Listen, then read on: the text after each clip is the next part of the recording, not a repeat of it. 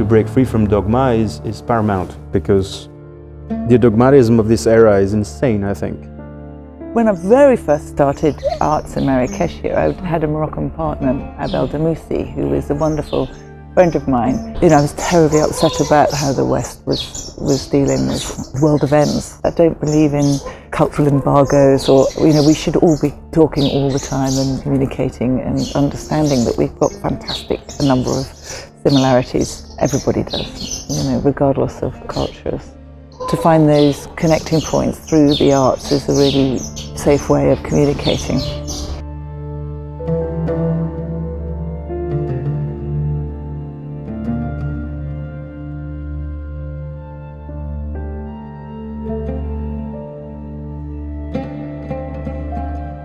The work of Reem Fadda was very strong because it gives to the Marrakech Biennale a sense of Morocco, a center of one thinking about decolonization, about what we are. It's very important that we are Berber, we are Jewish, we are Roman, we are Arab, we are Muslim, we are black, we are all these ethnies, and also we have been the crossroad between Middle East, Africa and Europe, and this is very important. For a post-colonial thing to happen, to solve this history, the colonized have to regain an equality of gaze. Colonizer has to step down. He has to step down. The last 50 years, nobody stepped down. Europe is still very much thinking of itself as a total, superior power somehow.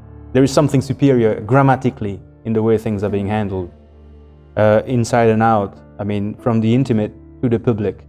And rather, what Europe's been doing the last 50 years is kind of help the former colonized get back his gaze, So that makes them feel good, but that doesn't solve the problem at all.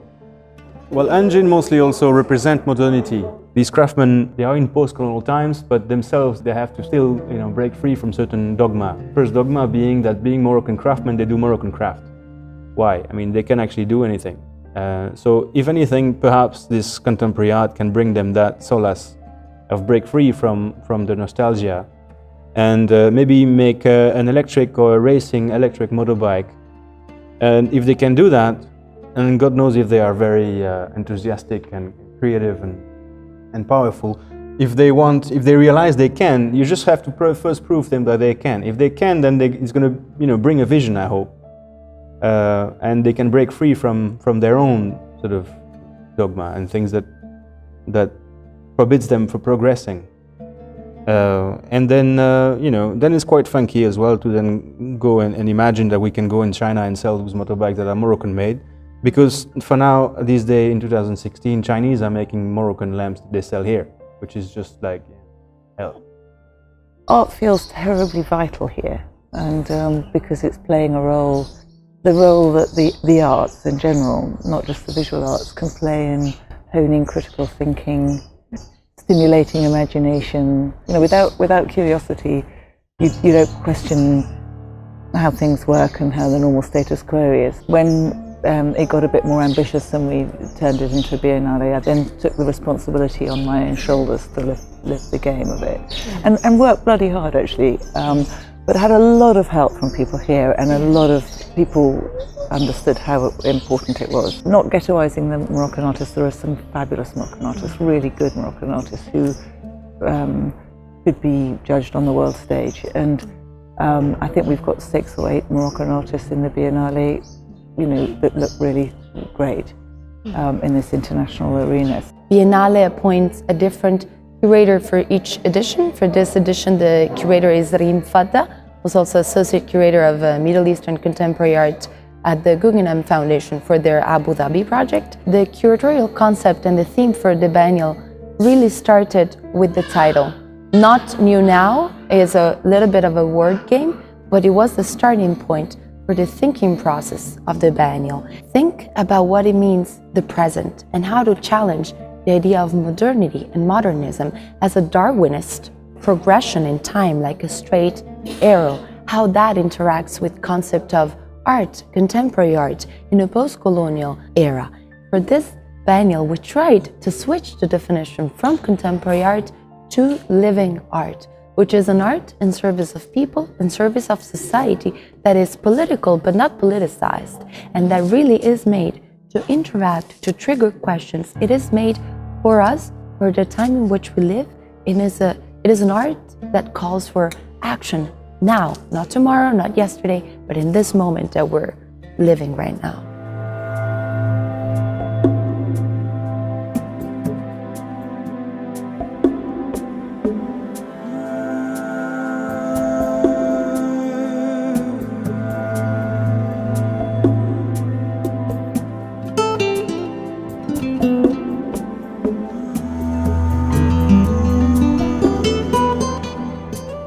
If the 20th century was mostly about mass production, I think the 21st is in need of a lot of diversification of items, of products.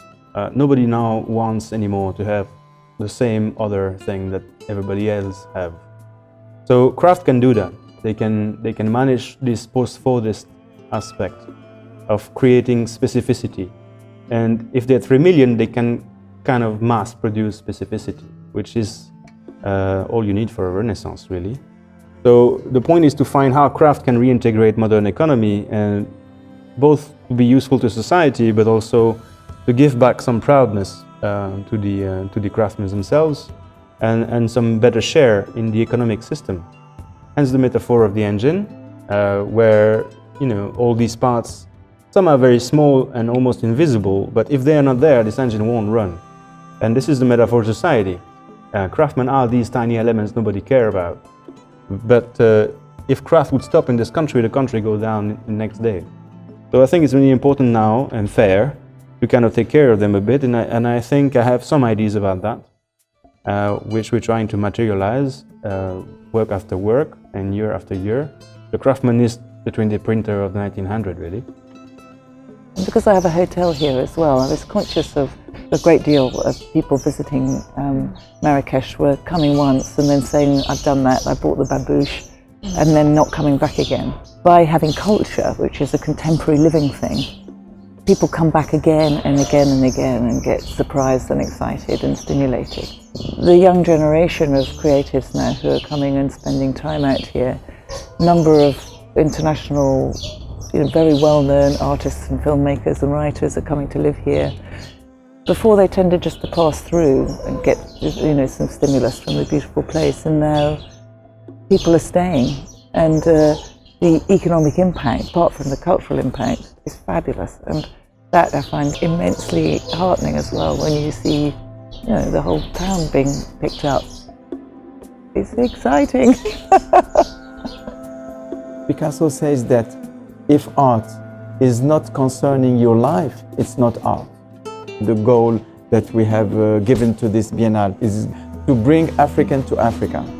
Most of the artists are from Africa or are originally from Africa. In the Bahia you have practically 10 Afro-American artists that are shown here. This exhibition, Memory Games, Ahmed Bonani Now, a kind of portrait of an artist, but this time through his books, the personal library of Ahmed Bonani. The books are the best way to understand the influences, the taste, the evolution of the thought also of Ahmed Bonani. The exhibition starts with a series of historical works from the 1960s and 70s, and then moves on in a way to see how those challenges, those themes, those questions, those urgencies are still being tackled. They are still very present in our lives and our societies. There is a flux, a continuum in thoughts and processes and ideas.